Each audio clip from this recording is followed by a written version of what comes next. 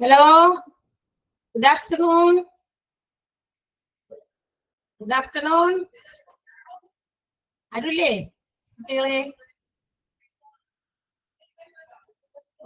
Good afternoon പറഞ്ഞിട്ട് തിരിച്ചില്ലല്ലോ. ആരുല്ല? Hello hello hello. Good afternoon. സൗണ്ടില്ലല്ലോ നിങ്ങൾക്കുള്ളാരും കേൾക്കാൻ പറ്റണല്ലേ? നിങ്ങൾ പറയുന്നത് കേൾക്കണില്ലല്ലോ. കൊണ്ടാരും പറഞ്ഞില്ല, മെസ്സേജ് ആണ്. ഹലോ. ആ സൗണ്ട് ഉണ്ട്. സൗണ്ട് ഉണ്ടപ്പാ. ഞാൻ വിചാരിച്ചേ എന്തോ പറ്റിയെന്ന് വിചാരിച്ചു. സൗണ്ട് കേൾക്കാതെ ഇപ്പൊ റിയാക്ഷൻസ് കമന്റ് ആയിട്ടാ വന്നുള്ളൂ.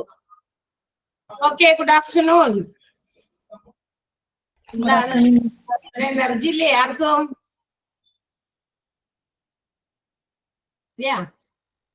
ക്ഷീണമാണോ? ഫുഡൊക്കെ കഴിച്ചു കഴിഞ്ഞിട്ടുള്ള ക്ഷീണമാണോ? എന്തെങ്കിലും ഉണ്ട്? 10-15. Good afternoon. ഫുഡ് കഴിച്ചു കഴിഞ്ഞിട്ട് ക്ഷീണാണോ? ആർക്കും 1-2 പേരൊക്കെ റിയാക്ഷൻസ് ഉള്ളൂ. ആകെ ഇത്ര കുട്ടികളുള്ളൂ. ഇല്ല അതെന്തിയേ? വരണുള്ള ആൾക്കാര് വഴിയില്ല. ഓക്കെ, സൗണ്ട് കേൾക്കണില്ല. Good afternoon. ഗുഡ് ആഫ്റ്റർനൂൺ മാം. ഗുഡ് ആഫ്റ്റർനൂൺ മാം. Good afternoon. ഞാൻ തിരിച്ചു പറഞ്ഞു. കുറച്ച് പേരുള്ളൂ. എന്ത് പറ്റി? വളരെ കുറവാണല്ലോ പിള്ളേര്. മോർണിംഗിലൊക്കെ കുറച്ച് പിള്ളേരുണ്ടല്ലോ. ഉച്ചയ്ക്ക് ശേഷം എനിക്ക് തോന്നുന്നില്ല. മഴയാണ്. ആണോ? ശരി. ഇവിടെ ഇപ്പൊ തോന്നുന്നേ ഉള്ളൂ കുറച്ച്. അതെയാ? ഇവിടെ ഒന്നും മഴയില്ല കേട്ടാ. ഇവിടെയൊക്കെ ചൂട്. അവിടെ വെയിലാണോ എറണാകുളത്ത്? ഇവിടെ ഭയങ്കര വെയില. ചൂട് ചൂട്. ഇവിടെ മഴ വേണം. ഓക്കെ, അപ്പൊ ക്ലാസ് തുടങ്ങാം. വരട്ടെ. മഴയുള്ളവര് കഴിഞ്ഞ് റെക്കോർഡിംഗ് ക്ലാസ് കഴിയുമ്പോ കാണട്ടെ. ഓക്കെ, അപ്പൊ നമ്മള് ഹ്യൂമൻ റിസോഴ്സ് മാനേജ്മെന്റ് അല്ലെ, മാൻ പവറിനെ മാനേജ് ചെയ്യുന്നതാണ് നമ്മൾ പഠിച്ചുകൊണ്ടിരിക്കുന്നത്. കഴിഞ്ഞ ക്ലാസ്സിൽ കുറച്ച് കാര്യങ്ങളൊക്കെ നമ്മൾ പറഞ്ഞു. നമ്മൾ എങ്ങനെയാണ് ഒരു തൊഴിലിനെ മാനേജ് ചെയ്യാൻ പറ്റുക, തൊഴിലാളികളെ എങ്ങനെ മാനേജ് ചെയ്യണം എന്നുള്ള കാര്യങ്ങളൊക്കെയാണ് ഈ ഒരു ചാപ്റ്ററിന്റെ ഒരു ഉള്ളടക്കം എന്ന് പറയുന്നത്. ഓക്കെ, അപ്പൊ ഇതിനകത്ത് ഒരു പേഴ്സണൽ മാനേജർ, മീൻസ് ഒരു എന്താ പറയാ, നമ്മളുടെ ഹോസ്പിറ്റൽസ് അതുപോലത്തുള്ള മറ്റ് ഓർഗനൈസേഷൻസിനെയൊക്കെ എങ്ങനെയാണ് അവിടുത്തെ ഹ്യൂമൻ റിസോഴ്സുകൾ നമുക്ക് മാനേജ് ചെയ്യാൻ പറ്റുക എന്നുള്ള കാര്യങ്ങളൊക്കെ അതിനകത്ത് വന്നിരിക്കുന്നത്. അപ്പൊ നമ്മള് ഒരു പേഴ്സണൽ മാനേജർക്ക് ഉണ്ടായിരിക്കേണ്ട റോളുകൾ എന്തൊക്കെയാന്ന് പറഞ്ഞു. പേഴ്സണൽ മാനേജർ തൊഴിലിനെയൊക്കെ മാനേജ് ചെയ്യുന്ന ആളുകൾക്ക് എന്തൊക്കെ റോളാണ്? പ്രധാനമായിട്ടും ആ റോളുകളെ 4 ആയിട്ടാണ് ക്ലാസിഫൈ ചെയ്തിരിക്കുന്നത്. Personal role, welfare role, clerical role and fire fighting legal role എന്ന് പറയുന്ന 4 റോളുകളുണ്ട്. ഓരോന്നിലും എന്തൊക്കെയാണ് ആ റോള് കൊണ്ട് ഉദ്ദേശിക്കുന്നത്, അല്ലെങ്കിൽ ആ റോളിൽ അവർ എന്താ ചെയ്യുന്നത് എന്നുള്ളതൊക്കെ നമ്മൾ കഴിഞ്ഞ ക്ലാസ്സിൽ കണ്ടതാണ്. പിന്നെ നമ്മൾ പറഞ്ഞത് മാനേജ്മെന്റ്, പേഴ്സണൽ മാനേജ്മെന്റിന്റെ പ്രോസസ്സുകളാണ്. 2-3 പറഞ്ഞുള്ളൂ, ബാക്കിയുള്ള നമുക്ക് പഠിക്കാം. അപ്പോ ആ പെട്ടി, അതായത് ആ ബോക്സിനകത്ത് പറഞ്ഞിരിക്കുന്ന കാര്യങ്ങൾ വളരെ ഇമ്പോർട്ടന്റ് ആണ്. നിങ്ങൾ അത് പഠിക്കണം. ഏതൊക്കെയാണ് ക്ലറിക്കൽ റോളിൽ വരിക, താഴെ പറയുന്നതില് ഏതാണ് എന്താ പറയാ, നമ്മളുടെ കാണാൻ പറ്റുകയാണല്ലേ? PDF കാണാൻ പറ്റില്ല? ഇപ്പൊ കാണാം. ഓക്കെ. പിന്നെ എന്താ പറയാ, ഫയർ ഫൈറ്റിംഗ് ലീഗൽ റോളിൽ ഏതൊക്കെ വരിക, അങ്ങനെ ചിലപ്പോൾ അതിൽ നിന്നൊക്കെ ക്വസ്റ്റ്യൻസ് ഉണ്ട്. അല്ലെങ്കിൽ താഴെ പറയുന്നത് ഇപ്പൊ മെയിൻ്റനൻസ് ഓഫ് റെക്കോർഡ്സ് ഏത് റോളിലാണ് പേഴ്സണൽ മാനേജ്മെന്റിൽ വരിക, അങ്ങനെയൊക്കെ നമുക്ക് ചോദിക്കാനായിട്ടുണ്ട്. അപ്പൊ ആ രീതിയിൽ നിങ്ങളത് മനസ്സിലാക്കാൻ വേണ്ടിയിട്ടാണ് അത് ഫുള്ള് പറയണത്. കാരണം ഒരു പ്രാവശ്യം ചോദിച്ചിരിക്കുന്ന പോലത്തെ ക്വസ്റ്റ്യൻ അല്ല മറ്റൊരു പെട്ടിക്കകത്തുനിന്ന് തന്നെ പല സ്ഥലത്തും. അല്ലാതെ ഇത് മുഴുവൻ നമ്മൾ ക്വസ്റ്റ്യൻ ഉണ്ടാക്കി കഴിഞ്ഞു കഴിഞ്ഞാൽ ഇത് ഇപ്പോഴും തീരെയില്ല. ഓക്കെ, അതുകൊണ്ട് നിങ്ങൾ അത് മനസ്സിലാക്കി പഠിക്കുക. ഓരോ റോളും ആ ഒരു റോള് എങ്ങനെയുള്ള രീതിയിലാണ് എന്നുള്ള രീതിയിലാണ് അതിനെ നമ്മൾ പഠിക്കേണ്ടത് കേട്ടാ. അപ്പൊ അതൊന്ന് മനസ്സിലാക്കുക. ഇനി മേജർ ആയിട്ടുള്ള പേഴ്സണൽ മാനേജ്മെന്റ് പ്രോസസ്സുകൾ നമ്മൾ പറഞ്ഞു. കഴിഞ്ഞ ദിവസങ്ങളിൽ 3 പറഞ്ഞു, 7 ഉണ്ട്. ലീഡർഷിപ്പ് പ്രോസസ് ആണ്. ഒന്നാമത്തേത് എന്താണ് ലീഡർഷിപ്പ് പ്രോസസ്, അല്ലെങ്കിൽ എന്താണ് അതിനകത്ത് ഇൻക്ലൂഡ് ചെയ്തിരിക്കുന്നത്? It involves the influence of individual and group behaviour towards the organisational goal achievement. അതായത് ഒരു ബിസിനസ് ഓർഗനൈസേഷൻ, ഏത് ബിസിനസ് ഓർഗനൈസേഷൻ ആയിക്കോട്ടെ, അതിന്റെ അത് ഒരുപാട് എന്തെങ്കിലുമൊക്കെ അതിന് ഒബ്ജക്റ്റീവ്സ് ഉണ്ടാവില്ല, ഒരുപാട് ലക്ഷ്യങ്ങളുണ്ട് ഓരോ ബിസിനസ്സിനും. ഏറ്റവും പ്രധാനമായിട്ടുള്ള ലക്ഷ്യം ലാഭം ഉണ്ടാകൽ തന്നെയാണ്, പ്രോഫിറ്റ് മാക്സിമൈസേഷൻ ആണ്. അപ്പൊ അതുപോലെ പല ലക്ഷ്യങ്ങളുള്ള ഓരോ ബിസിനസ് സംരംഭങ്ങളും അത് ഇൻഡിവിജ്വൽ ആയിട്ടും ഗ്രൂപ്പായിട്ടും ഓരോരുത്തരും അവരവരുടെ ആ ഒരു ബിസിനസിന്റെ ലക്ഷ്യത്തിന് വേണ്ടി എന്തൊക്കെയാണ്, എങ്ങനെയൊക്കെയാണ് നമുക്ക് ഇൻഡിവിജ്വൽസിനെ അല്ലെങ്കിൽ ഗ്രൂപ്പ്സിനെ, എംപ്ലോയീസിനെ ഇൻഫ്ലുവൻസ് ചെയ്യാൻ പറ്റുക, ആ ഒരു പ്രോസസ്സിനെയാണ് ലീഡർഷിപ്പ് പ്രോസസ് എന്ന് വിളിക്കുക. എന്ന് വെച്ചാൽ ഇപ്പൊ ഒരു ഓർഗനൈസേഷൻ ആണ്, ഇവിടുത്തെ കുറെ ഗോൾസ് ഉണ്ട്, ഞങ്ങൾക്ക് കുറെ നമ്മുടെ ഈ ഓർഗനൈസേഷൻ ഒരുപാട് ലക്ഷ്യങ്ങളുണ്ട്. എന്തൊക്കെയാണ് ഇതിന്റെ ലക്ഷ്യങ്ങൾ? ആ ലക്ഷ്യങ്ങളൊക്കെ അച്ചീവ് ചെയ്യാൻ ഇവിടെ നമ്മളെല്ലാവരും കൂടി ഒത്തൊരുമിച്ച് പ്രവർത്തിക്കണം. അപ്പൊ അതിനു വേണ്ടിയിട്ട് നമുക്ക് ഇവരെയൊക്കെ എങ്ങനെ സ്വാധീനിക്കാം, ഇവിടെയുള്ള ഓരോ ജോലിക്കാരും നമുക്ക് എങ്ങനെ സ്വാധീനിക്കാം, എങ്ങനെ ഇൻഫ്ലുവൻസ് ചെയ്യാം, അതാണ് ലീഡർഷിപ്പ് പ്രോസസ് എന്ന് വിളിക്കുക. ഞാൻ ഇപ്പൊ ലീഡർ ആണെന്നുള്ള രീതിയിൽ മറ്റുള്ളവരെ കൊണ്ട് എന്തൊക്കെ കാര്യങ്ങൾ അവരിൽ നിന്ന് നമുക്ക് ചെയ്യിപ്പിക്കാൻ പറ്റും, അത് നമ്മുടെ ഓർഗനൈസേഷന്റെ ഗോൾ അച്ചീവ് ചെയ്യാനായിട്ട് എത്രത്തോളം ഉപകരിക്കും എന്നുള്ള കാര്യങ്ങളൊക്കെ മനസ്സിലാക്കി പ്രവർത്തിക്കണം, അല്ലെ? അപ്പൊ ആ ഒരു ലീഡർഷിപ്പ്, അപ്പൊ ആ ലീഡർഷിപ്പ് പ്രോസസ്സിനെ നമ്മൾ ഇങ്ങനെയാണ് അത് മനസ്സിലാക്കേണ്ടത്. കാരണം അതിൽ നിന്നൊക്കെ ക്വസ്റ്റ്യൻ ഉണ്ട്, ഓരോ പ്രോസസ്സിലും ക്വസ്റ്റ്യൻ വരുന്നുണ്ട്, പല രീതിയിലൊക്കെ ചോദിക്കുന്നുണ്ട്. അപ്പൊ ഇങ്ങനെ ഓർത്താൽ മതി, dash process is involve or involves influencing the individual and group behaviour towards the achievement of organisational goals. അപ്പൊ ആ ഗ്രൂപ്പും ഇൻഡിവിജ്വലും ആ ഒരു കാര്യം ഓർത്തിരുന്നാൽ മതി. ആ വേർഡുകൾ റെപ്രസെന്റ് ചെയ്യുമ്പോൾ നമുക്കറിയാം അതൊരു ലീഡർഷിപ്പ് പ്രോസസ് ആണ് എന്ന്. അടുത്തത് നമ്മൾ പറഞ്ഞു ജസ്റ്റിസ് ഡിറ്റർമിനന്റ് പ്രോസസ് അല്ലെങ്കിൽ ജസ്റ്റിസ് ഡിറ്റർമിനേഷൻ പ്രോസസ് എന്ന് പറയുന്നത് എന്താണ്? ജസ്റ്റിസ് എന്ന് പറയുന്ന വാക്കിന്റെ അർത്ഥം അറിയാം, നീതി, ന്യായം എന്നൊക്കെ നമ്മൾ പറയും, അല്ലെ? അപ്പൊ ന്യായമായിട്ടുള്ള ഒരു ഡിറ്റർമിനേഷൻ, ന്യായത്തെ ഡിറ്റർമിൻ ചെയ്യുക, അതെങ്ങനെയാ? by providing equal treatment to every individuals in the organization. ഒരു ഓർഗനൈസേഷനിൽ എത്ര ജോലിക്കാരുണ്ട് എല്ലാവരെയും ഒരുപോലെ കാണുക, ഒരേ രീതിയിൽ അവരെ ട്രീറ്റ് ചെയ്യുക, ചിലവരോട് ചില എന്തെങ്കിലും പ്രത്യേക പരിഗണന അങ്ങനെയൊന്നും പാടില്ല, ഡിസ്ക്രിമിനേഷൻസ് ഒന്നും ഇല്ലാതെ എല്ലാവരെയും ഒരേപോലെ തന്നെ അവരെ ട്രീറ്റ് ചെയ്യുക. And compensation also given to the workers according to their എന്താ പറയാ, അവർ ഓരോരുത്തർക്കും ഓരോ രീതിയിൽ അവർ പ്രൊവൈഡ് ചെയ്യുന്ന വർക്കിന് അവരുടെ ജോബിനനുസരിച്ചുള്ള കോമ്പൻസേഷൻസ് പ്രൊവൈഡ് ചെയ്യുക, അതാണ്. അപ്പൊ ജസ്റ്റിസ് ഡിറ്റർമിനേഷൻ പ്രോസസ്സിൽ equal treatment and fair compensation to their work, ഓരോരുത്തരും അവരവരുടെ ജോലിക്ക് അനുസൃതമായിട്ടുള്ള റിവാർഡുകൾ അല്ലെങ്കിൽ കോമ്പൻസേഷൻസ് അല്ലെങ്കിൽ അവരുടെ വേജസ്, സാലറീസ് പ്രൊവൈഡ് ചെയ്യുക, അതിനെയാണ് നമ്മൾ ജസ്റ്റിസ് ഡിറ്റർമിനേഷൻ പ്രോസസ് എന്ന് വിളിക്കുക. അപ്പൊ ജസ്റ്റിസ് എന്ന വാക്ക് ഓർക്കുമ്പോൾ അല്ലെങ്കിൽ ആ ഒരു പ്രോസസ്സിനകത്ത് വരുന്നത് ഈക്വൽ ട്രീറ്റ്മെന്റ് ആൻഡ് കോമ്പൻസേഷൻ എന്നുള്ള കാര്യം കൂടി നിങ്ങൾ ഓർത്തിരിക്കുക. ഓക്കെ, അടുത്ത എന്താ? Task specialisation. കഴിഞ്ഞ ദിവസം നമ്മൾ പറഞ്ഞതാ, ഒന്നുകൂടി ഞാൻ ഒന്ന് റീകളക്ട് ചെയ്യുന്നതാണ്. കഴിഞ്ഞ ദിവസം എപ്പോഴും നമ്മൾ ഒരാഴ്ച കഴിഞ്ഞ് വരുന്നത് കൊണ്ടാണ് അവിടേക്ക് എത്താൻ വേണ്ടിയിട്ട് നമ്മളൊന്ന് ജസ്റ്റ് അതുകൂടി പറയുന്നത്. എന്താണ് അതിനകത്ത് വരുന്നത്? ടാസ്ക് സ്പെഷ്യലൈസേഷൻ എന്ന് പറയുന്നത് that means division of total works into individual jobs. മൊത്തത്തിൽ ഒരു സ്ഥാപനത്തിലെ ഒരു വർക്കിംഗ് എൻവയോൺമെന്റിൽ അല്ലെങ്കിൽ ഒരു ഓർഗനൈസേഷനിൽ എന്തൊക്കെ ജോലികളുണ്ടോ അതെല്ലാവർക്കും അവരവരുടെ ക്വാളിഫിക്കേഷൻ, അവരുടെ എഫിഷ്യൻസി അനുസരിച്ച് അവർക്ക് ഡിവൈഡ് ചെയ്ത് കൊടുക്കുക. അപ്പൊ അത് ആ ഒരു ഫ്രേസ് ഓർത്താൽ മതി, division of total work into individual jobs. ആ ഒരു ഫ്രേസ് ഓർത്തിരുന്ന എന്ത് മനസ്സിലാക്കാം? ടാസ്ക് സ്പെഷ്യലൈസേഷൻ പ്രോസസ് ആണ് മനസ്സിലാക്കാം. അപ്പൊ ഓരോന്നിനെയും നിങ്ങൾക്ക് കണക്ട് ചെയ്ത് പഠിക്കാൻ വേണ്ടിയിട്ടുള്ള എളുപ്പ വഴിയാണ് ഞാൻ പറഞ്ഞത്. ലീഡർഷിപ്പ് പ്രോസസ്സിലെ individual and group behaviour for achieving organisational goals, ആ ഒരു കഷ്ണം ഓർത്തിരിക്കാം.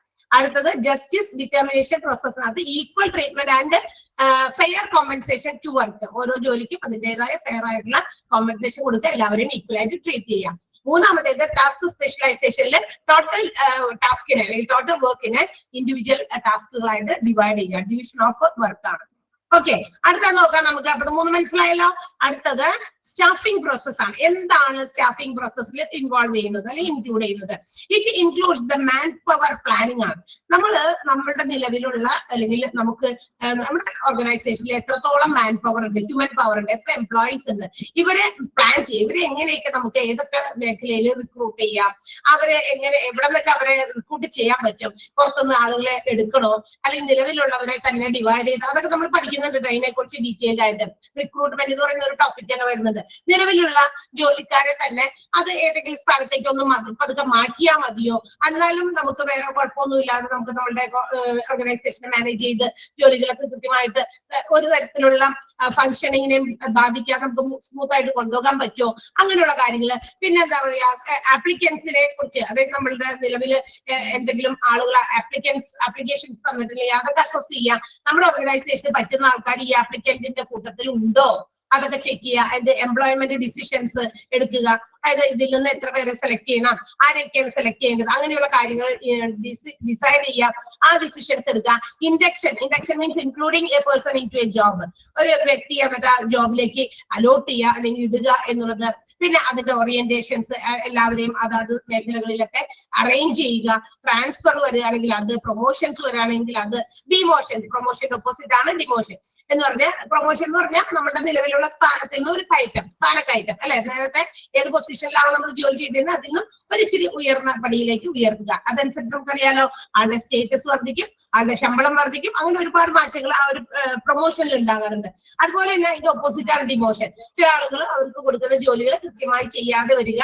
അങ്ങനെ ചെയ്യാതെ വരുമ്പോ, അല്ലെങ്കിൽ അവർ ഓർഗനൈസേഷന്റെ അച്ചീവ്മെന്റ്, ഗോൾ അച്ചീവ് ചെയ്യാനുള്ള ആ ഒരു ഇതിൽ എല്ലാവരും കിടന്ന് എന്താ പറയാ നെട്ടോട്ടം ഓടുന്ന സമയത്ത് ചിലവര് അതിന്റെ ഒരു അറ്റത്ത് പോലും അല്ലെങ്കിൽ ഒരു ഇച്ചിരി പോലും അതിനുവേണ്ടി പരിശ്രമിക്കാതിരിക്കുക. അപ്പൊ ചില ആളുകളുടെ വർക്കില് എഫിഷ്യൻസി കാണാതിരിക്കുക. അസസ് ചെയ്ത് നോക്കുമ്പോ ഒന്നും തന്നെ ഓർഗനൈസേഷന് വേണ്ടി ചെയ്തിട്ടില്ല എന്ന് മനസ്സിലാക്കുക. അങ്ങനെയുള്ള സമയത്ത് അങ്ങനെയുള്ളവർക്ക് ഒരു പണിഷ്മെന്റ് എന്നുള്ളത് പോലെ ഡിമോഷൻസും പല ഓർഗനൈസേഷനും പ്രൊവൈഡ് ചെയ്യുന്നുണ്ട്. അപ്പൊ ഇതെല്ലാം ചേരുന്നതാണ് എന്തെന്ന് വിളിക്കുക, സ്റ്റാഫിംഗ് പ്രോസസ് എന്ന് വിളിക്കുക. അപ്പൊ staffing process involves man power planning. ഈ മാൻ പവർ പ്ലാനിങ്ങിൽ എന്തൊക്കെ വരുന്നുണ്ട്? റിക്രൂട്ട്മെന്റ് വരുന്നുണ്ട്, സോഴ്സസ് ഓഫ് റിക്രൂട്ട്മെന്റ് വരുന്നുണ്ട്, അസസ്മെന്റ് ഓഫ് ആപ്ലിക്കന്റുകൾ വരുന്നുണ്ട്, employment decisions, induction and also orientation, transfer, promotion and demotions. ഇതെല്ലാം ചെയ്ത് പ്ലാൻ ചെയ്ത് കൊണ്ടുപോകുന്നതിനെയാണ് നമ്മൾ സ്റ്റാഫിംഗ് പ്രോസസ് എന്ന് വിളിക്കുക. അപ്പൊ ഈ എല്ലാ വാക്കുകളും ചേർന്ന് വരുമ്പോൾ ഓർത്തിരിക്കുക, അത് സ്റ്റാഫിംഗ് പ്രോസസ് ആണ്. റൈറ്റ്, മനസ്സിലായോ എന്താണ്? ക്ലിയർ ആണല്ലോ അല്ലെ? ക്ലിയർ ആണെങ്കിൽ ഒരു അതെ, ഓക്കെ. അടുത്തത് എന്താ? പെർഫോമൻസ് അപ്രൈസൽ പ്രോസസ് ആണ്. എന്താണ് പെർഫോമൻസ് അപ്രൈസൽ? ഇപ്പൊ ഞാൻ എന്തെങ്കിലും ഒരു കാര്യം ചെയ്തു കഴിഞ്ഞാൽ അത് നല്ലതാണെങ്കിൽ ഇറ്റ് ഷുഡ് ബി അപ്രൈസ്ഡ് അല്ലെ. അതിന് ഒരു അപ്രീസിയേഷൻ കൊടുക്കേണ്ടത് നല്ലതാണ്. ചില ആളുകൾക്ക് ഓരോ അതിന് അങ്ങനെ ചെയ്തു കൊടുക്കുമ്പോൾ അതൊരു എന്താ പറയാ ഇൻസ്പിറേഷൻ ആണ്. ചെയ്യുന്ന ജോലിക്ക് നമുക്കൊരു എന്താ പറയാ കുറച്ചും കൂടി ഒരു ഇൻഡ്യൂസ്മെന്റ് കിട്ടുന്നു. ചെയ്യാൻ ആ ജോലി ഞാൻ ഇത്രയും ചെയ്തപ്പോൾ എനിക്ക് ഒരു അപ്രീസിയേഷൻ കിട്ടിയെങ്കിൽ why should I do better, എനിക്കും അത് കുറച്ചും കൂടി എനിക്ക് ചെയ്യാൻ പറ്റില്ലേ നന്നായിട്ട് എന്ന് വിചാരിച്ച് ആ എംപ്ലോയിക്ക് കുറച്ചും കൂടി ഒരു ഇൻഡക്ഷൻ, ഒരു ഇൻഡ്യൂസ്മെന്റ് കിട്ടുന്ന ഒരു കാര്യമാണ് അപ്രൈസൽ എന്ന് പറയുന്നത്. അപ്പൊ ഓരോ ജോലിക്കാരെ എംപ്ലോയീസിനെ should be evaluated according to their work. ഓരോ ജോലിക്കാരും ചെയ്യുന്ന ജോലിയുടെ അടിസ്ഥാനത്തിൽ അവരെ ഇവാലുവേറ്റ് ചെയ്യുക whenever necessary and should be promoted. ഇനി ഇവാലുവേറ്റ് ചെയ്തു കഴിഞ്ഞാൽ നമുക്ക് അവിടെ എന്തൊക്കെയാണ്, എത്ര നന്നായി അവർ ചെയ്തിട്ടുണ്ട്, പെർഫോം ചെയ്തിട്ടുണ്ട്. സോ അങ്ങനെ നല്ല പെർഫോമൻസ് കാഴ്ചവെച്ചവർക്ക് ഷുഡ് ബി പ്രൊമോട്ടഡ്, അവർക്ക് പ്രൊമോഷൻസ് കൊടുക്കാം. ഓക്കെ. അതുപോലെ തന്നെ അവരുടെ പേയ്മെന്റിൽ ഇൻക്രിമെന്റ് വരുത്താം അല്ലെ, അവരുടെ സാലറി വർദ്ധിപ്പിക്കാം. ട്രാൻസ്ഫർ വേണ്ടവർക്ക് അടുത്ത പ്രദേശങ്ങൾ, ചിലപ്പോൾ ഒത്തിരി ദൂരെയൊക്കെ പോയിട്ട് ജോലി ചെയ്തവരയക്കാം. നല്ല നല്ല രീതിയിൽ ഉള്ള ഒരു അച്ചീവ്മെന്റ് അവരാൽ നമുക്ക് ഒരു ഓർഗനൈസേഷനിൽ നേടാൻ സാധിക്കുന്നെങ്കിൽ ഒരു അപ്രീസിയേഷൻ, അവരെ ഒന്ന് എന്താ പറയാ ഒരു ഇൻഡ്യൂസ് ചെയ്യുന്നതിന്റെ അല്ലെങ്കിൽ അപ്രീസിയേറ്റ് ചെയ്യുന്നതിന്റെ ഒക്കെ ഒരു ഫലമായിട്ട് ഉണ്ടാക്കുന്നതാണ് അവരുടെ അടുത്ത പ്രദേശങ്ങളിലേക്ക് അവർക്കൊരു ട്രാൻസ്ഫർ കൊടുക്കുക. ഓക്കെ, പണിഷ്മെന്റ് ആയിട്ട് കൊടുക്കുന്നതും ഉണ്ട്. ഓക്കെ, അപ്പൊ ഇത് മാത്രമല്ല നെസസറി ട്രെയിനിങ് പ്രൊവൈഡ് ചെയ്യുക. ഇതൊക്കെ ചെയ്യുമ്പോഴാണ് എന്താണ് പെർഫോമൻസ് അപ്രൈസൽ എന്ന് പറയുന്ന പ്രോസസ്സ്. ഇതെല്ലാമാണ് എന്താ constant evaluation of employees work ആണ്. ഓരോ ജോലിക്കാരന്റെയും ജോലി എത്രത്തോളം അവർ ചെയ്തു എന്ന് വിലയിരുത്തുക. വിലയിരുത്തുന്നതിന്റെ അടിസ്ഥാനത്തിൽ should be promoted, payment rise and also transfers, demote, etc. Training ഇതെല്ലാം കൊടുക്കുക എന്നുള്ളതാണ്. അപ്പൊ അപ്രൈസലിന്റെ ഒരു ഭാഗമാണത്. അവരെ ഒന്ന് കുറച്ച് നല്ല രീതിയിൽ പെർഫോമൻസ് കാഴ്ചവെച്ചതിന് കൊടുക്കുന്ന ഒരു ഇൻഡ്യൂസ്മെന്റ് ആണ്. ക്ലിയർ ആയോ എന്താന്ന്? അത് ഓർത്താൽ മതി. Evaluated, constant evaluation of the employees work and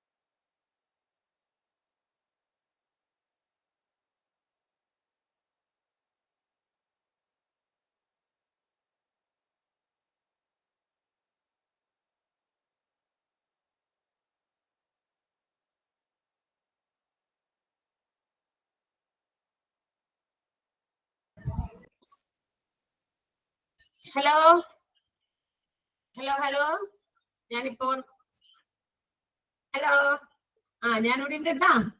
ഞങ്ങളുടെ നെറ്റിന് എന്തോ പ്രശ്നം പറ്റി. അപ്പൊ ഞങ്ങള് ഇവിടെ വെറുതെ ഇരിക്കാൻ പറ്റും. ശരിയായി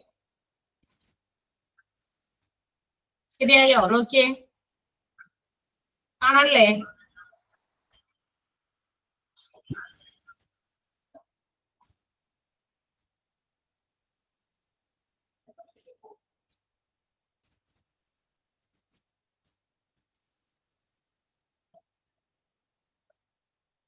ഓക്കെ,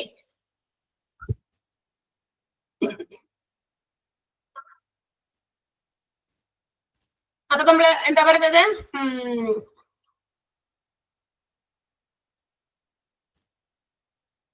പെർഫോമൻസ് അപ്രൈസൽ പ്രോസസ് മനസ്സിലായോ എല്ലാവർക്കും? പെർഫോമൻസ് അപ്രൈസൽ പ്രോസസ് എന്ന് പറഞ്ഞാൽ എന്താന്ന് മനസ്സിലായോ? അതായത് കോൺസ്റ്റന്റ് ആയിട്ട് എംപ്ലോയീസിന്റെ വർക്കിനെ നിരീക്ഷിക്കുക, അസസ് ചെയ്യുക. അതോടൊപ്പം തന്നെ അവർക്ക് വേണ്ടപ്പോ സമയത്തൊക്കെ പ്രൊമോഷൻസ് കൊടുക്കണമെങ്കിൽ അത്, അതായത് ഇത് ഇവാലുവേറ്റ് ചെയ്ത് അസസ് ചെയ്താലേ മനസ്സിലാകുള്ളൂ ഓരോ ആളുകളും എത്രത്തോളം പെർഫെക്റ്റ് ആയിട്ടാണ് ഓരോ ജോലി ചെയ്യുന്നത്, എത്രത്തോളം എഫിഷ്യൻസി അവർ ചെയ്യുന്ന ജോലിക്കുണ്ട്.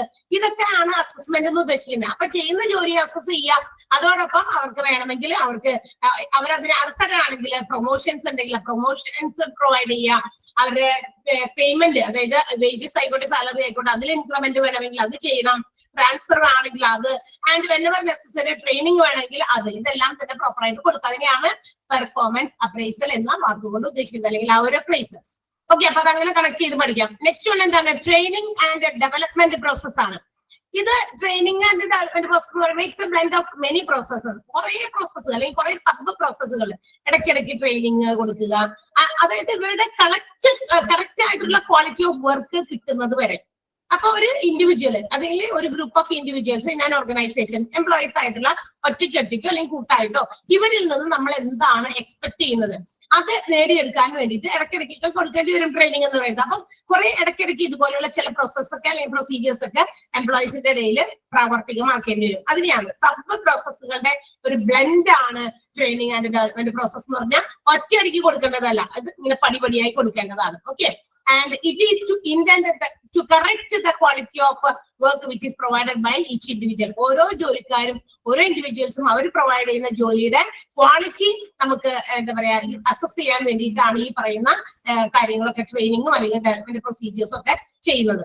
അതാണ്. അപ്പൊ അത് ഓർത്തിരിക്കുക കേട്ടോ. ട്രെയിനിങ് ആൻഡ് ഡെവലപ്മെന്റ് പ്രൊസീജിയർ എന്ന് പറയുമ്പോൾ ബ്ലെൻഡ് ഓഫ് സബ് പ്രോസസ്സുകൾ എന്തിനു വേണ്ടിയിട്ട്, which intend to correct the quality of work of the individuals. അതാണ്. മനസ്സിലായോ എന്താണ് ട്രെയിനിങ് ആൻഡ് ഡെവലപ്മെന്റ് പ്രോസസ്? മനസ്സിലായോ? പെട്ടെന്ന് പറയണേ, സമയം പോയി കുറച്ച്, നമ്മുടെ ലാഗായിപ്പോയി. ക്ലിയർ ആണോ എന്ന് പറയുക, അല്ലെങ്കിൽ വീണ്ടും പറയേണ്ടി വരും, അതിനാണ് ചോദിക്കുന്നത്. ഓക്കെ ആണോ? Okay okay. നെക്സ്റ്റ് വൺ എന്താണ്? കോമ്പൻസേഷൻ ആൻഡ് റിവാർഡ് പ്രോസസ് ആണ്. കോമ്പൻസേഷൻ എന്ന് പറയുമ്പോൾ നമ്മൾ ചെയ്യുന്ന ജോലിക്ക് തക്കതായ കൂലി കിട്ടുക, അതാണ് അല്ലെ. അതുകൂടാതെ തന്നെ റിവാർഡ് പ്രോസസ്, റിവാർഡ് കൂടി ഉണ്ട് അതിനകത്ത്. അതായത് they have to determine such a mechanism to provide financial and also non-financial rewards. അതായത് ചെയ്യുന്ന ജോലിക്ക് കൃത്യമായ കൂലി കൊടുക്കുക. കൂലി മാത്രമല്ല, ചില ആളുകള് റിവാർഡുകൾക്ക് അർഹരാണ്. അത് എങ്ങനെ കൊടുക്കുക? ഫിനാൻഷ്യൽ ആയിട്ട്, നോൺ ഫിനാൻഷ്യൽ ആയിട്ട് കൊടുക്കാം, പണപരമായ രീതിയിൽ കൊടുക്കാം, അല്ലാതെയും കൊടുക്കാം. ചില റിക്രിയേഷണൽ ആക്ടിവിറ്റീസ് ചെയ്യാം, അല്ലെങ്കിൽ ചില ഈ പറയുന്ന റിവാർഡുകൾ പണരൂപത്തിലല്ലാതെ പല രീതിയിലും ചില ആളുകൾക്ക് പ്രൊവൈഡ് ചെയ്യാൻ പറ്റും. അപ്പൊ അതിന് എന്ത് ചെയ്യണം? അതിന് വേണ്ടിയിട്ട് ഒരു മെക്കാനിസം എന്താണ് ചെയ്യുക എന്നുള്ളതാണ്.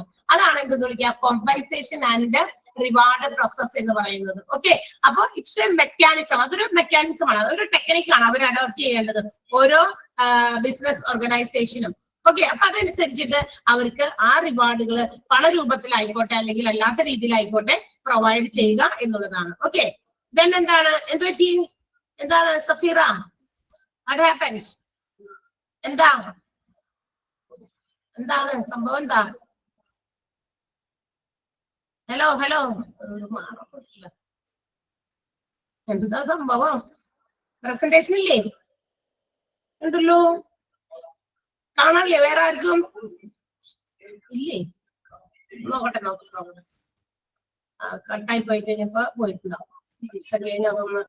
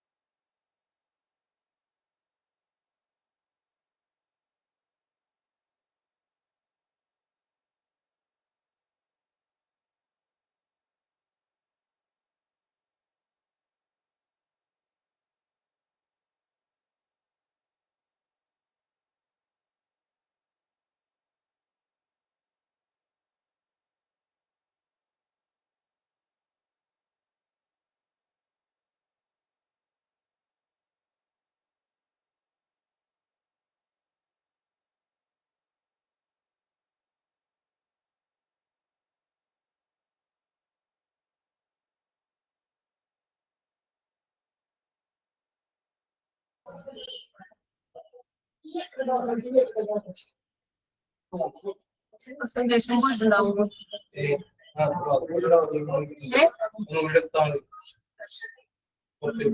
ഇത് വന്നല്ല, പക്ഷെ അവർക്ക് കാണില്ല എന്ന് പറയുന്നത്. എന്നിട്ട് അത് ഇവര് പ്രസന്റഡ് ആയിരുന്നു നേരത്തെ പോയല്ലേ.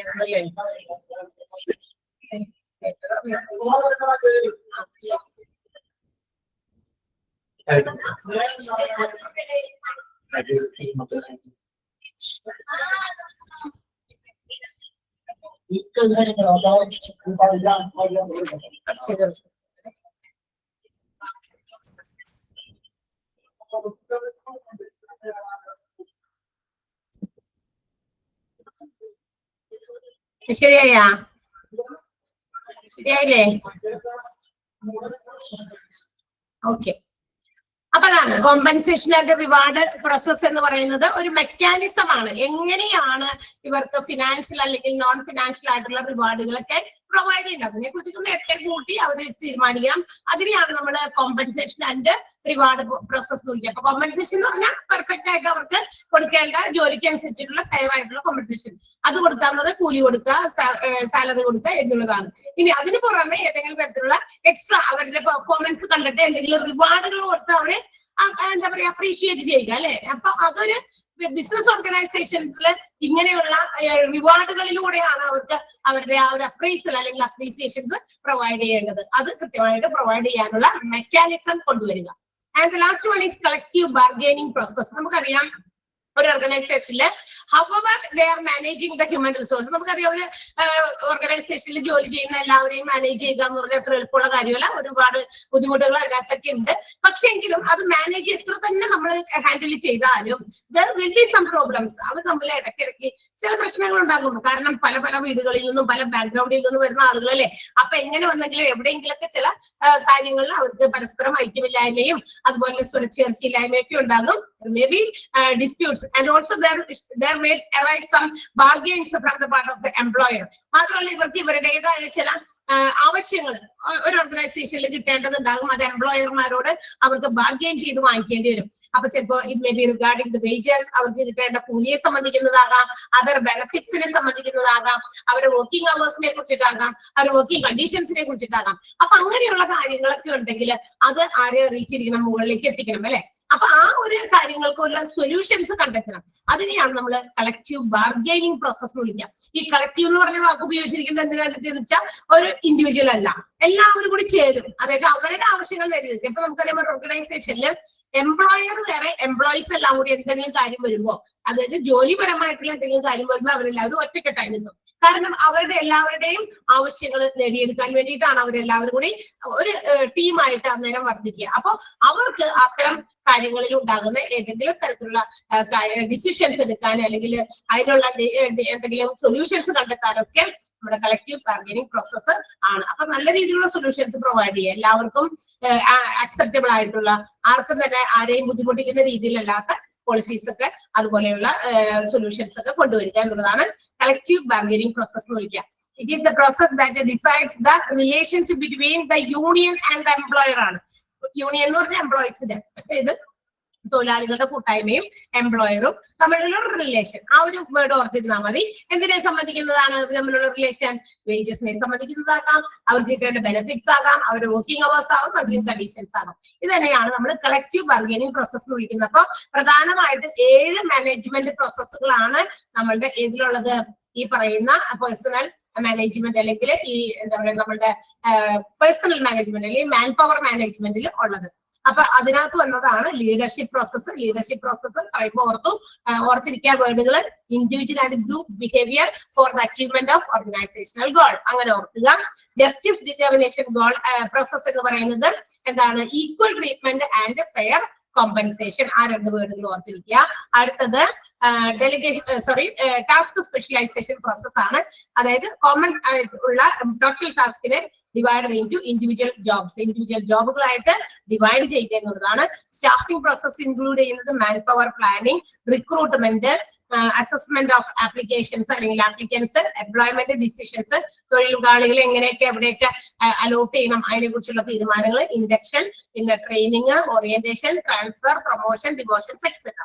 പെർഫോമൻസ് അപ്രൈസൽ എന്ന് പറയുമ്പോൾ constant evaluation of employees work ആണ്. എംപ്ലോയിമാരുടെയൊക്കെ വർക്ക് കൃത്യമായിട്ട് കോൺസ്റ്റന്റ് ആയിട്ട് ഇവാലുവേറ്റ് ചെയ്യുക. ആൻഡ് ഇഫ് നെസസറി പ്രൊമോഷൻസ്, അതുപോലെ തന്നെ പേ റൈസസ് ഒക്കെ നടപ്പിലാക്കുക. പിന്നെ development process and training process ആണ്. It's the blend of sub process. ഒരുപാട് സബ് പ്രോസസ്സുകളുടെ ഒരു ബ്ലെൻഡ് ആണ്. അതിന് വേണ്ടിയിട്ട് to correct the quality of work. ഓരോ ജോലിയുടെയും ക്വാളിറ്റി കറക്റ്റ് ചെയ്യുക, ക്വാളിറ്റി നിയന്ത്രിക്കുക. എന്തെങ്കിലും ജോലി ചെയ്താൽ പോരാ, ക്വാളിറ്റി ആയിട്ടുള്ള ജോലിയാണ് ചെയ്യിപ്പിക്കേണ്ടത്. കോമ്പൻസേഷൻ റിവാർഡ് നമ്മൾ പറഞ്ഞു, അതൊരു മെക്കാനിസം ഫോം ആണ്.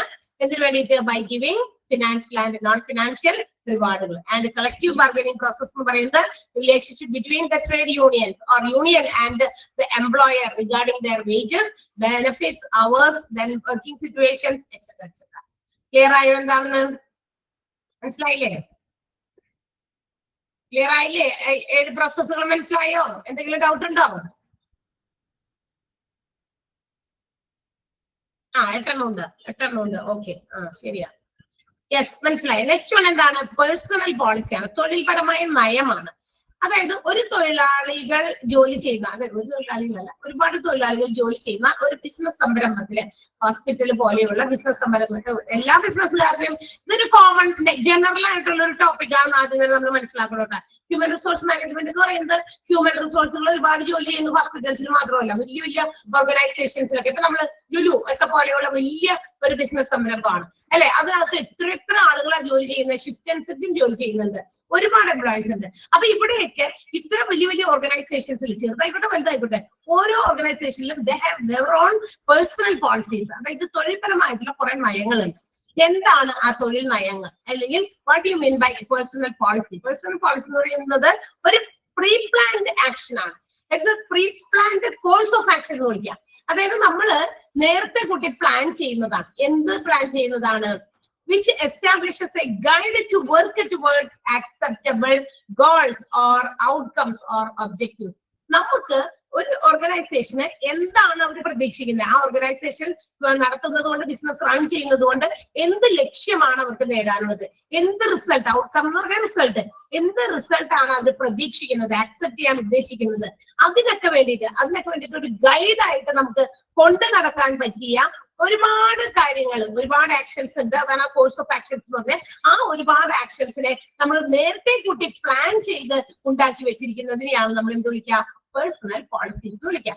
അതായത് ഇപ്പൊ ഇതൊരു ഓർഗനൈസേഷൻ ആണ്. ഈ ഓർഗനൈസേഷനിൽ എങ്ങനെയാണ് ഇവര് ഒരുപാട് കാര്യങ്ങൾ നമ്മൾ ഗോളായിട്ട് നമ്മൾ പ്രതീക്ഷിച്ച് വെച്ചിട്ടുണ്ട്, എന്താ പറയാ, നമ്മൾ എക്സ്പെക്ട് ചെയ്യുന്നുണ്ട്, ഇന്ന ലക്ഷ്യം എനിക്ക് നേടണം, എന്റെ ഈ ഓർഗനൈസേഷൻ കൊണ്ട് ഞാൻ ഇന്നതാണ് ലക്ഷ്യം വെച്ചിരിക്കുന്നത്. അപ്പൊ ആ ലക്ഷ്യം നേടിയെടുക്കാനായിട്ട് ഒരുപാട് ഒന്നിലധികം ലക്ഷ്യങ്ങളൊക്കെ ഉള്ള ഓർഗനൈസേഷൻസ് ഉണ്ട്.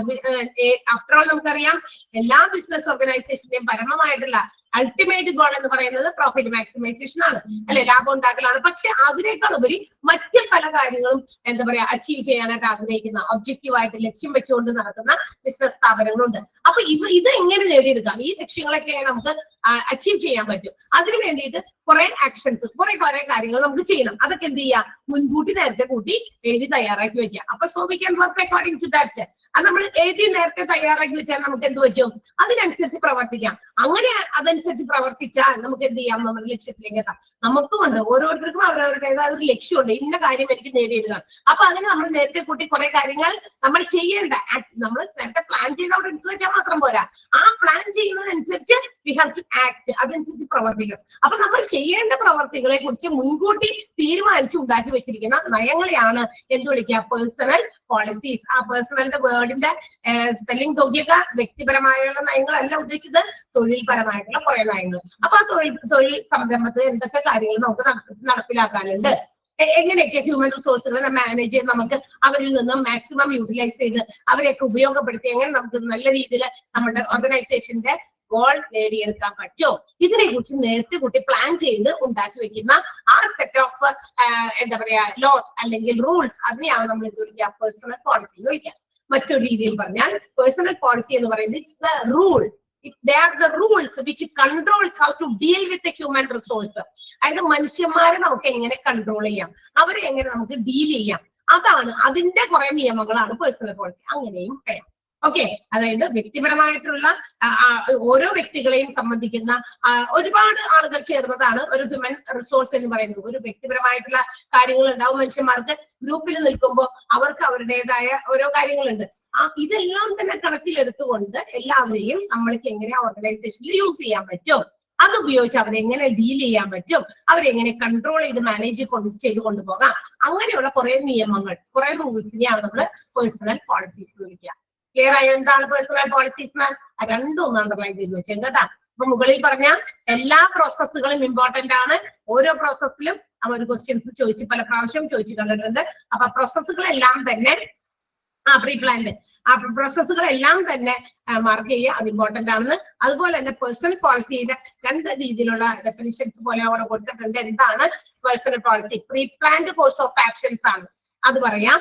അല്ലെങ്കിൽ പേഴ്സണൽ പോളിസീസ് എന്ന് പറയാം ഇറ്റ്സ് എ റൂൾ, അല്ലെങ്കിൽ ദേ ആർ ദ റൂൾസ് എന്ന് പറയാം.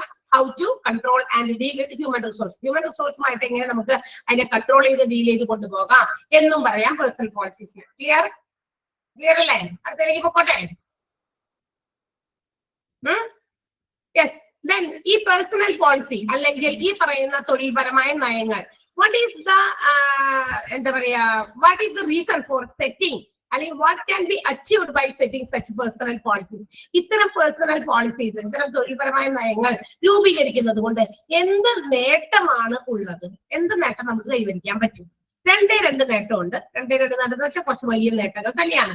ഒന്ന്, it helps the managers at different levels. ഓരോ ലെവലിലും പല പല ലെവലുകളിലും മാനേജർമാരുണ്ട്. ടോപ്പ് ലെവലിൽ ഉണ്ടാകാം, ബോട്ടം ലെവലിൽ ഉണ്ടാകാം, ലോവർ ലെവലിൽ ഉണ്ടാകാം, അങ്ങനെയൊക്കെ ഉണ്ട്. അപ്പൊ ഈ different levels of management they can take decisions their own. അവർക്ക് സ്വന്തമായിട്ട് എന്ത് ചെയ്യാം, ഡിസിഷൻസ് എടുക്കാം. And they do not consult with the other superiors.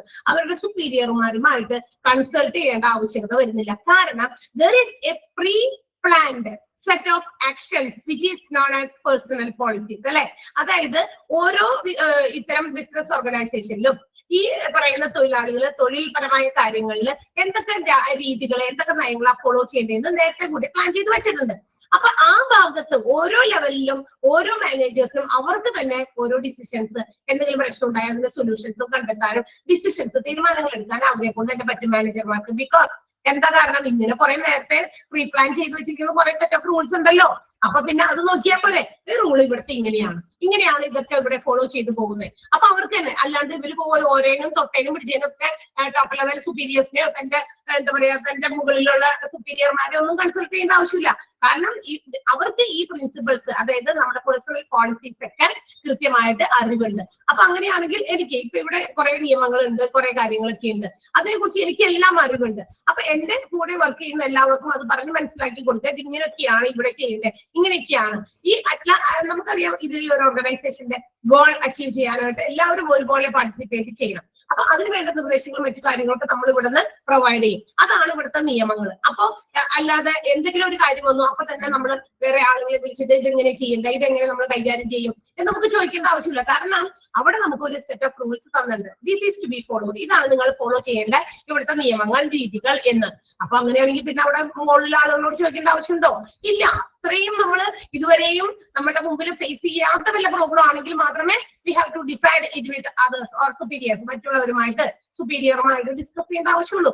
Otherwise ഇവിടെ നമുക്ക് ഒരു റൂൾ ഉണ്ട് and it can be followed. അങ്ങനെ വരുമ്പോൾ different levels of managers can take their own decisions without consulting with the superiors. അതാണ് ഒരു advantage. ഈ personal policies set ചെയ്യുന്നതിന്റെ ഒരു നേട്ടം അതാണ്. ക്ലിയർ ആയോ? ആ പോയിന്റ് എന്താണെന്ന് മനസ്സിലായോ? ആർക്കെങ്കിലും ഡൗട്ട് ഉണ്ടോ ആ ഒരു പോയിന്റില്? They help managers at different levels of decision makings to take decisions without consulting their superiors. മനസ്സിലായോ എന്താന്ന്? ആർക്കെങ്കിലും മനസ്സിലാവുന്നുണ്ടോ? ഇല്ല. Okay. And the second advantage എന്താണ്? രണ്ടാമത്തെ ഒരു അഡ്വാൻറ്റേജ്, നേട്ടം എന്ന് പറയുന്നത് it ensures long term welfare of the employees. അതായത് അവിടെ വർക്ക് ചെയ്യുന്ന ജോലിയാണ്, അതായത് ഇങ്ങനെയുള്ള കുറെ പേഴ്സണൽ പോളിസീസ്, നിയമങ്ങൾ ഉണ്ടാക്കി വെച്ചാലുണ്ടല്ലോ, അവിടുത്തെ വർക്ക് ചെയ്യുന്ന ജോലിക്കാർക്ക് ഒരു ലോങ് ടേം വെൽഫെയർ ആണ് എൻഷുവർ ചെയ്യുന്നത്. വെൽഫെയർ എന്ന് പറഞ്ഞാൽ ക്ഷേമം. അതായത് ആർക്കും ഒരു പ്രശ്നവും ബുദ്ധിമുട്ടൊന്നും ഉണ്ടാവില്ല. കാരണം നമുക്ക് വേണ്ടി നമ്മൾ ഇവിടെ ജോലി ചെയ്യുന്നു, അതിന് വേണ്ടി നമുക്ക് കുറെ കാര്യങ്ങൾ നിയമങ്ങളായിട്ടോ അല്ലെങ്കിൽ ചില പോളിസീസ് നമുക്ക് ഇവിടെ ഫോളോ ചെയ്യേണ്ടതായിട്ടോ നേരത്തെ കൂട്ടി ഉണ്ടാക്കി വെച്ചിട്ടുണ്ട്. അങ്ങനെ വരുമ്പോ എല്ലാവരും അതങ്ങോട്ട് ഫോളോ ചെയ്തു പോകുന്നു, ആർക്കും പ്രശ്നമില്ല അല്ലെ. എന്തെങ്കിലും പ്രശ്നങ്ങൾ വരുന്നത് എപ്പോഴാ? ഇതൊന്നും നേരത്തെ കൂട്ടി മാനേജ് ചെയ്തോ അല്ലെങ്കിൽ ഡിസൈഡ് ചെയ്ത് എഴുതിയോ അല്ലെങ്കിൽ രേഖപ്പെടുത്തിയോ വെക്കാതിരിക്കുമ്പോഴാ എല്ലാവരും തോന്നിയ പോലെ ചെയ്യുക അല്ലെ.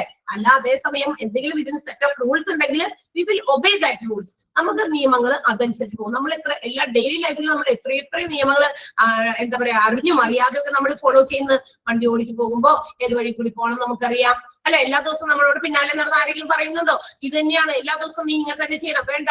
കുറെ കാര്യങ്ങൾ നമുക്കറിയാം എന്തൊക്കെയാണ് ചെയ്യേണ്ടത്. നമ്മൾ ഏത് വർക്കിംഗ് സിറ്റുവേഷൻസിലായാലും നമ്മൾ ഒരു സൊസൈറ്റിയിൽ എങ്ങനെ ബിഹേവ് ചെയ്യണം, അവിടെ ഒരു എങ്ങനെയൊക്കെയാണ് അതിന്റെ റൂൾസ് നിയമങ്ങൾ. ഒരു സ്കൂളിലേക്ക് എൻ്റർ ചെയ്യുമ്പോൾ നമ്മൾ എങ്ങനെയാ, അല്ലെങ്കിൽ ഒരു ഓഫീസിലേക്ക് ചെല്ലുമ്പോൾ എങ്ങനെയാ, അതിനൊക്കെ ഒരുപാട് റൂൾസ് ഉണ്ട്. അപ്പൊ അതിനനുസരിച്ചാണ് നമ്മൾ പ്രവർത്തിക്കുക. നമ്മളുടെ ഇഷ്ടത്തിനനുസരിച്ചല്ല നമ്മൾ അങ്ങോട്ട് ചെന്നിട്ട് നമ്മളുടേതായ നിയമങ്ങളിലൂടെ അല്ല നമ്മൾ അവിടെ പ്രവർത്തിക്കുക അല്ലെ. അപ്പൊ അതുപോലെ ഓരോ ഓർഗനൈസേഷനും have set up there own personal policies. അവരുടേതായ തൊഴിൽപരമായ നയങ്ങളുണ്ട്. അത് വെച്ചേക്കുന്നത് കൊണ്ട് എംപ്ലോയീസിന് യാതൊരു രീതിയിലും ബുദ്ധിമുട്ടുകളൊന്നുമില്ലാതെ അതെന്ന് പറയുന്നത് എംപ്ലോയീസിന്റെ ഒരു ലോങ് ടേം വെൽഫെയറിന് വേണ്ടി ഉണ്ടാക്കി വെച്ചിരിക്കുന്ന നിയമങ്ങളാണ്. And also it will be A good relation between. അങ്ങനെ അത് സെറ്റ് ചെയ്ത് വെച്ചിരുന്നത് എന്ത് പറ്റും? എംപ്ലോയറും എംപ്ലോയിയും തമ്മിൽ ഒരു ഗുഡ് റിലേഷൻ ആയിരിക്കും ഉണ്ടാക്കുക. കാരണം ഇവരൊക്കെ ഇന്നൊക്കെ എല്ലാ ദിവസവും വന്നത് എംപ്ലോയർ വന്നത് ഇങ്ങനെ ആട്ട ചെയ്യേണ്ടത് ഒന്നും പറയേണ്ട ആവശ്യമില്ല. ഓൾറെഡി അത് സെറ്റ് ചെയ്ത് വെച്ചിട്ടുണ്ട്. So we have to follow.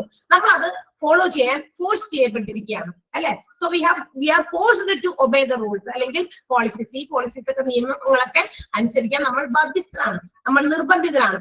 അവിടെ there is no value for favouritism and also discrimination. അവിടെ ആർക്കെങ്കിലും അനുകൂലമായിട്ട് അവരെ ഫേവർ ചെയ്ത് ചെയ്യുക അല്ലെങ്കിൽ ചില ആളുകളോട് വിവേചനം കാണിക്കുക, അങ്ങനെയുള്ള കാര്യങ്ങൾക്ക് അവിടെ യാതൊരു സ്ഥാനവുമില്ല. എല്ലാവരും ആ കറക്റ്റ് ആയിട്ടുള്ള രീതികൾ ഫോളോ ചെയ്തു പോകും. അവരോട് ഇച്ചിരി കൂടുതൽ ഫേവറിസം കാണിക്കുന്നു എന്നൊക്കെ എംപ്ലോയർ കാണിക്കുന്നു എന്നൊക്കെ മറ്റു എംപ്ലോയീസിന്റെ ഇടയിൽ ഒരു സംസാരത്തിന്റെ വരുത്താമോ?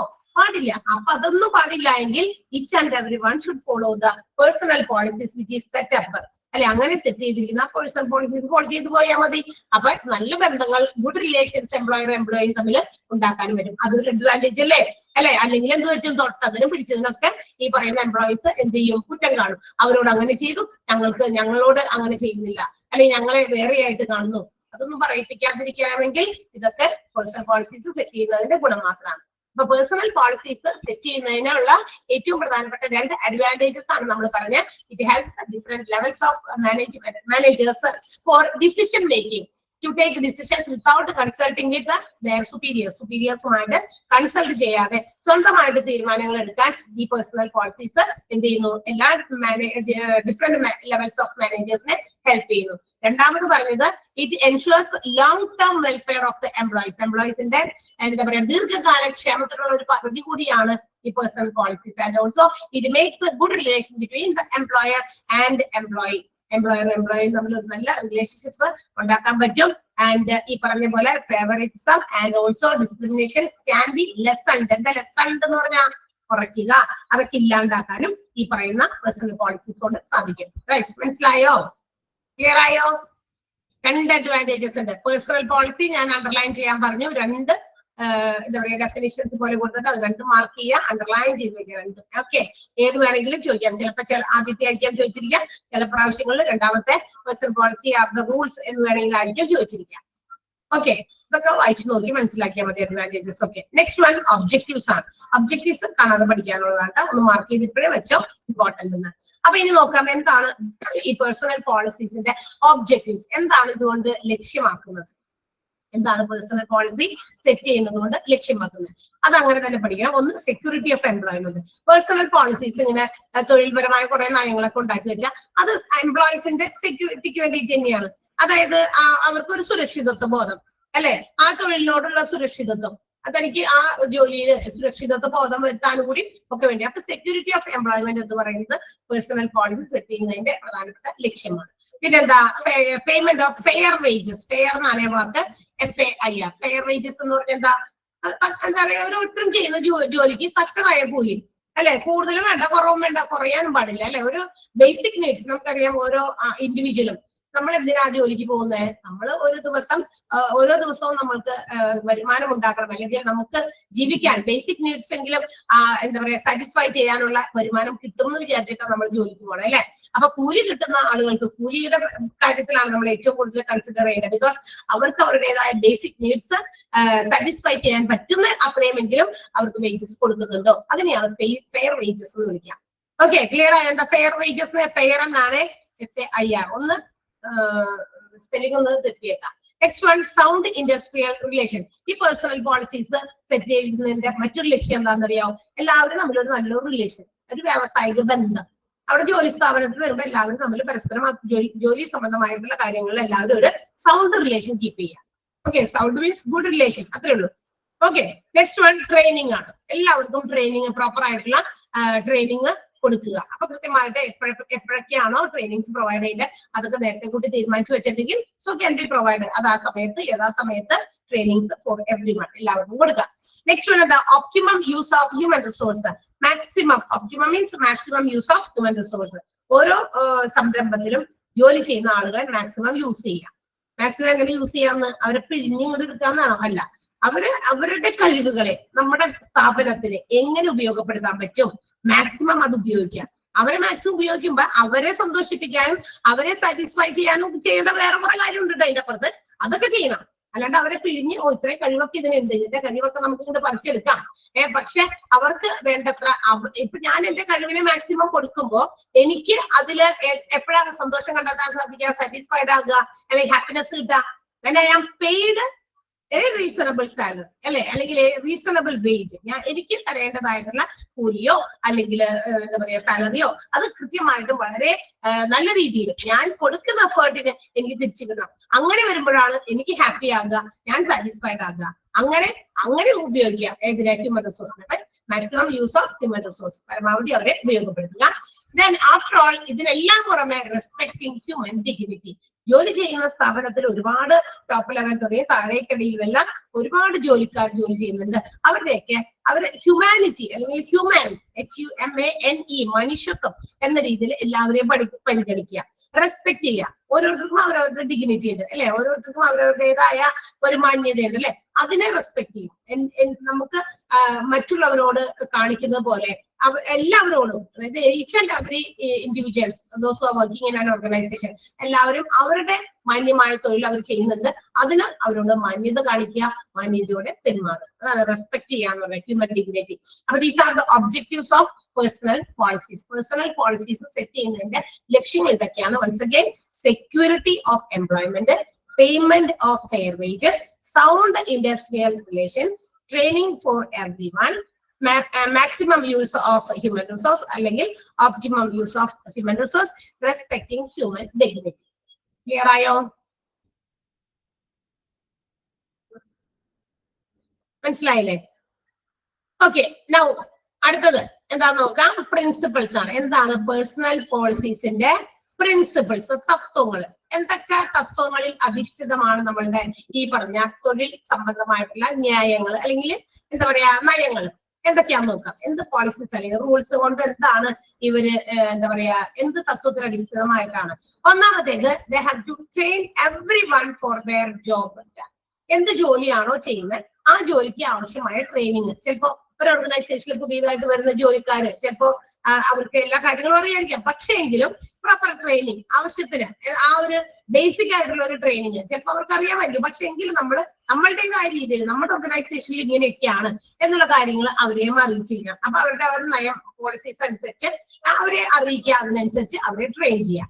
ഓരോ ജോബിന് വേണ്ട ജോലിക്കാരെ കൃത്യമായിട്ട് ട്രെയിൻ ചെയ്യുക എന്നുള്ളത് ഇതിന്റെ ഒരു പ്രിൻസിപ്പിൾ ആണ്. Put the right man in the right place. അതായത് ജോലി ചെയ്യിക്കാൻ വേണ്ടിയിട്ട് ഓരോരുത്തർക്കും ഓരോ ടാസ്ക് ഡിവൈഡ് ചെയ്ത് കൊടുക്കുമ്പോൾ കൃത്യമായ സ്ഥലത്ത് കൃത്യമായ ആളുകളെ ഇടുക. ഇന്ന ജോലി ചെയ്യാൻ ഇവനാണ് ബെസ്റ്റ് അല്ലെങ്കിൽ ഇവളാണ് ബെസ്റ്റ് എന്ന് പറഞ്ഞാൽ അവിടെ കൊടുക്കുക അതിന് ജോലി. ഓക്കെ, അല്ലാതെ നീ ഇത് ചെയ്ത് ശരിയാക്കിയിട്ട് പോയാൽ മതി എന്ന് പറയുന്നത് സിനിമ ഡയലോഗിലും പറ്റുള്ളൂ. മാത്രമല്ല നമുക്കറിയാം ഒരു എന്താ പറയാ ഒരു പരീക്ഷണം അല്ലെ, ഒരു എക്സ്പെരിമെന്റ് നടത്താൻ പറ്റിയ സ്ഥലമല്ല ബിസിനസ് ഓർഗനൈസേഷൻ. ബിക്കോസ് ഇതൊരു ഫാസ്റ്റ് മൂവിങ് വേൾഡ് ആണ് അല്ലെ, ഭയങ്കര ബിസിനസ് ഓറിയന്റഡ് ഒരു യുഗത്തിലാണ് നമ്മൾ ജീവിക്കുന്നത്. എന്തും ബിസിനസ് ആയി കാണുന്ന ആൾക്കാരാണ് നമുക്ക് ചുറ്റുമുള്ളത്. അപ്പൊ ബിസിനസ്സുകാർക്ക് നോ ടൈം ഫോർ എക്സ്പെരിമെന്റ്. പരീക്ഷണമൊക്കെ നടത്തി വിജയിക്കില്ലെന്നോ നോക്കി നിൽക്കാനൊന്നും അവർക്ക് നേരമില്ല. അതുകൊണ്ട് എത്രയും പെട്ടെന്ന് നല്ല റിസൾട്ട് കിട്ടാൻ വേണ്ടിയിട്ടാണ് അവർ കാര്യങ്ങൾ ചെയ്യുള്ളൂ. അതുകൊണ്ട് റൈറ്റ് മാനിന് റൈറ്റ് ജോബ് കൊടുത്ത് അവിടെ ഇരുത്തുക. ഇന്ന ജോലി അത് നീ ചെയ്യാൻ പെർഫെക്റ്റ് ആണ്, so you can do it, അത് അവർക്ക് കൊടുക്കാം. ഓക്കെ, അപ്പൊ അതാണ് ഉദ്ദേശിക്കുന്നത്. Right man, put right man in the right place.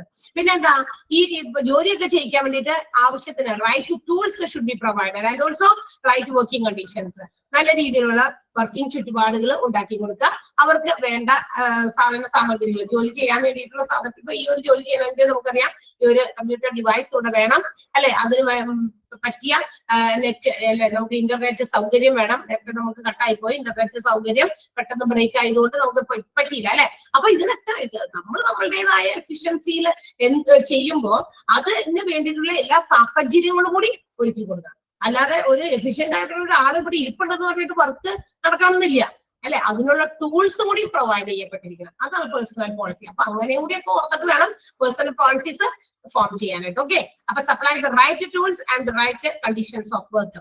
പിന്നെന്താ, make the organisation coordinated team through proper coordination and administration of various departments and divisions. നമുക്കറിയാം പല പല ഡിപ്പാർട്ട്മെന്റുകൾ ഒരു ഓർഗനൈസേഷൻ. ഇപ്പൊ നമ്മുടെ ഹോസ്പിറ്റലിൽ എത്ര ഡിപ്പാർട്ട്മെന്റാണ്? ഒഫ്താൽമോളജി ഉണ്ട്, കാർഡിയോളജി ഉണ്ട്, ഹിയറജി ഉണ്ട്, അങ്ങനെ ഒരുപാട് ഡിപ്പാർട്ട്മെന്റ് ഉണ്ട്. ഈ എല്ലാ ഡിപ്പാർട്ട്മെന്റുകളും ഒറ്റയ്ക്ക് നിൽക്കുമ്പോൾ അവരവരുടെ ഡിപ്പാർട്ട്മെന്റ് ആണ്. പക്ഷെ ഇതിനെല്ലാം കോർഡിനേറ്റ് ചെയ്ത് ഒരു ടീമായിട്ട്, ഒരു ടീം വർക്കിലൂടെ, നമുക്കറിയാം ഇതെല്ലാം ലാസ്റ്റ് എല്ലാവരും ടീമായിട്ട് പ്രവർത്തിക്കുന്നത് ഒറ്റ ലക്ഷ്യത്തിന് വേണ്ടിയിട്ടാണ് അല്ലെ, പ്രോഫിറ്റ് ഉണ്ടാക്കുക, മറ്റനേകം ലക്ഷ്യങ്ങളുണ്ട്. ആ എല്ലാ ഡിപ്പാർട്ട്മെന്റുകളും ഈ ഒരു ലക്ഷ്യത്തിന് വേണ്ടിയാണ് പ്രവർത്തിക്കുന്നത്. അതുകൊണ്ട് ഈ ഓർഗനൈസേഷനെ മറ്റു ടീം വർക്കായിട്ട് പ്രവർത്തിക്കാനും അവരെ ഒരുക്കുക, മേക്ക് ചെയ്യുക, അത് ഉണ്ടാക്കുക. Make the organisation coordinate them in a proper coordinated team, and also they have to make a proper coordinated team ആണ്. ഒരു ഏകീകരിച്ച ഒരു ടീം അതിനു വേണ്ടി ഉണ്ടാക്കുക. എങ്ങനെ? From the various departments and divisions, പല ഡിപ്പാർട്ട്മെന്റുകളും ഡിവിഷൻസും ഒക്കെ കൂടി ചേർന്ന് ഒരു കോർഡിനേറ്റ് ടീം അവർക്ക് ഉണ്ടാക്കുക എന്നുള്ളത് മറ്റൊരു പ്രിൻസിപ്പിൾ ആണ് പേഴ്സണൽ നയത്തിന്റെ. Okay, then provide security, opportunity, incentive and recognition. അതായത് ഓരോ ജോലിക്കാർക്കും അവർക്ക് അവരുടേതായ അവസരങ്ങൾ പ്രൊവൈഡ് ചെയ്യുക, അവർക്ക് ആവശ്യത്തിന് ഇൻസെന്റീവ്സ് പ്രൊവൈഡ് ചെയ്യുക, ആൻഡ് ഓൾസോ റെക്കഗ്നേഷൻ, അവരുടേതായ ഓരോ എന്താ പറയാ റെക്കഗ്നേഷൻ, എന്താ പറയാ ഒരു അംഗീകാരം. ഓരോരുത്തരെയും ഇന്ന രീതിയിൽ നമ്മൾ ഓരോ ജോലിക്കാരും അവർ ചെയ്തു തരുന്ന ജോലിയിൽ അവർക്ക് അംഗീകാരം കൊടുക്കുക. ഓക്കെ, അപ്പൊ ഇതൊക്കെ കൃത്യസമയത്ത് പ്രൊവൈഡ് ചെയ്യുക. Opportunity, security, incentive and recognition, ഇതെല്ലാം തന്നെ പ്രൊവൈഡ് ചെയ്യുക. ഇതെല്ലാം കിട്ടിക്കഴിയുമ്പോൾ ദേ വിൽ ബി സെക്യൂർഡ്. അപ്പൊ ഓരോ എംപ്ലോയീസിനും തോന്നും ഞാൻ ഈ ഓർഗനൈസേഷനിൽ സെക്യൂർഡ് ആണ്, എനിക്ക് ഇവിടെ ഒരു സുരക്ഷിതത്വ ബോധമുണ്ട്, കാരണം എനിക്ക് ഇവിടെ ഇതെല്ലാം കിട്ടുന്നുണ്ട്. നമ്മളെ അംഗീകരിക്കുന്നില്ല, നമുക്ക് വേണ്ടത്ര പരിഗണന തരുന്നില്ല, നമുക്ക് എന്താ പറയാ അവസരങ്ങൾ തരുന്നില്ല, എങ്കിൽ നമുക്ക് അവിടെ സെക്യൂർഡ് ആയിട്ട് തോന്നില്ല. നമ്മള് വെറുതെ വന്ന് ആർക്കും എന്താ അവർക്ക് ജോലി മാത്രം ചെയ്താൽ മതി, അല്ലെങ്കിൽ നമുക്ക് ഇവിടെയുമായിട്ട് ഒരു ബന്ധം, ഒരു റിലേഷൻ കൊണ്ടുവരാൻ നമുക്ക് സാധിക്കില്ല.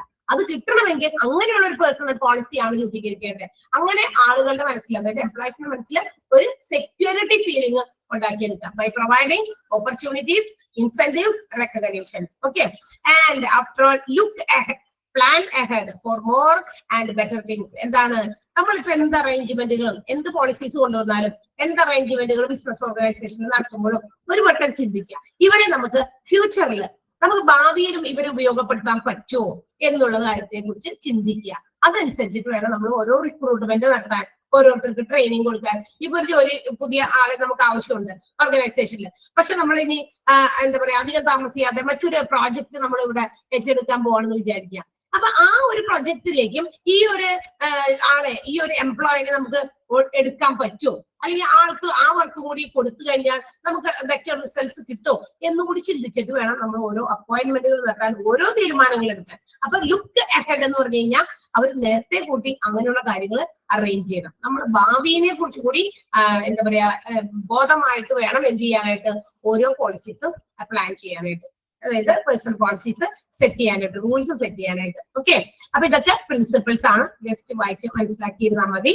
ഓക്കെ, അപ്പൊ ഞാൻ ഇപ്പൊ പറഞ്ഞതില് നമുക്ക് ഈ ടേബിൾ ഞാൻ പറഞ്ഞിരുന്നു ഫുള്ള് നിങ്ങൾ മനസ്സിലാക്കണം. പിന്നെ ഞാൻ പറഞ്ഞത് ആ പ്രോസസ്സുകളെല്ലാം തന്നെ 8 പറഞ്ഞിരുന്നു. ആ 8 പ്രോസസ്സുകളുടെ ഡെഫിനിഷൻസ് പോലെ അങ്ങനെ കൊടുത്തിട്ടുണ്ട്. അതെല്ലാം വായിക്കുമ്പോൾ അത് നിങ്ങളോട് കണക്ട് ചെയ്ത് വായിക്കാൻ പറയുന്നത് ഓരോ കുഞ്ഞു ഫ്രേസുകൾ മാത്രം ഓർത്ത് ഇങ്ങനെ മാച്ച് ദ ഫോളോയിങ് പോലെ, അല്ലാതെ ഫുൾ സെന്റൻസ് ഒന്നും അങ്ങനെ പഠിച്ചു വെക്കേണ്ട. ഒരു ഫ്രേസ് അതുമായിട്ട് കണക്ട് ചെയ്ത് ആ ഒരു വേർഡിന് ആപ്റ്റ് ആയിട്ടുള്ള ഫ്രേസ് ഇപ്പൊ അതൊന്ന് സെലക്ട് ചെയ്യുക, അങ്ങനെ പഠിക്കുക. ഓക്കെ, പേഴ്സണൽ പോളിസീസിന്റെ 2 കാര്യങ്ങൾ, ആ ഒരു ബോൾഡ് ലെറ്റേഴ്സിൽ എഴുതിയിരിക്കുന്ന ആ 2 അത് അങ്ങനെ പഠിച്ചു വെക്കണം.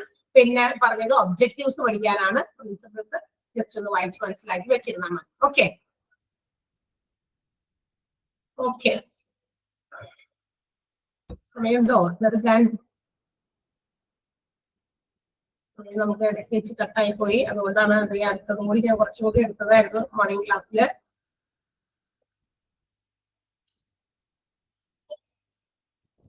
ഒന്ന് വായിച്ചു നോക്കിയേ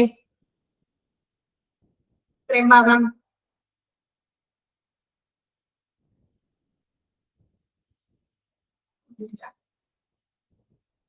കുഴപ്പമില്ലല്ലോ, ഇവിടെ വരെ മനസ്സിലായില്ലോ എല്ലാവർക്കും? എസെൻഷ്യൽ ക്യാരക്ടറിസ്റ്റിക്സ് എടുത്തിട്ടില്ല, പ്രിൻസിപ്പിൾസ് വരെ എടുത്തുള്ളൂ. അതില് ശരിക്കും പഠിക്കാൻ പറഞ്ഞ കാര്യങ്ങൾ മാർക്ക് ചെയ്ത് വെച്ചിട്ടുണ്ടാവും, അതനുസരിച്ച് പഠിക്കാം. ഓക്കെ ഓക്കെ, നമുക്ക് ഇനി അടുത്ത ക്ലാസ്സിൽ കാണാം.